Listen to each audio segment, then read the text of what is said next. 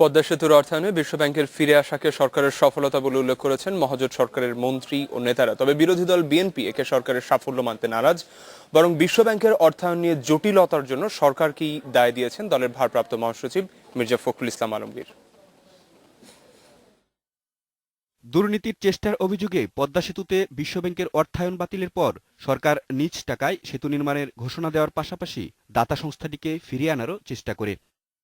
বিশ্বব্যাংকের শর্ত পূরণ আর নানামুখী কূটনৈতিক তৎপরতার পর বৃহস্পতিবার রাতে বিশ্বব্যাংকের এই প্রকল্পে ফিরে আসার বিষয়ে নিশ্চয়তা পাওয়া যায়।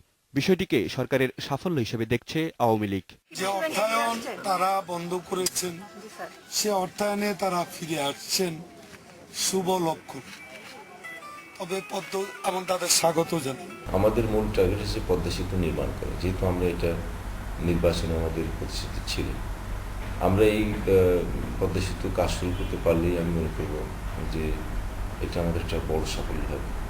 মহাজোটের শরিক জাসদ সভাপতি হাসানুল হক ইনু ও জাতীয় পার্টির চেয়ারম্যান আনোয়ার হোসেন মঞ্জু বিষয়টিকে কূটনীতির জয় হিসেবেই দেখছেন। জটটা যে খুলতে সক্ষম হলাম আমরা, তার জন্য আমি দেশবাসীর কাছে আমি মনে করি সরকারের বলিষ্ঠতা নিশ্চয়ই দেশবাসী বুঝবেন আর কি। আনন্দ উপলব্ধি করছি যে এই পদ্মা সেতুর প্রথম যে ভিত্তিপ্রস্তর দেওয়া হয়েছিল, বর্তমান প্রধানমন্ত্রী তখন প্রধানমন্ত্রী ছিলেন হয়তো 1998-99 সালে, যখন আমি যোগাযোগ মন্ত্রী ছিলাম। তো সেই পদ্মা সেতু এখন বাস্তবায়নের পথে যাচ্ছে। বিএনপি পদ্মা সেতুতে বিশ্বব্যাংকের ফিরে আসাকে ইতিবাচকভাবে দেখলেও একে সরকারের সাফল্য হিসেবে দেখতে নারাজ।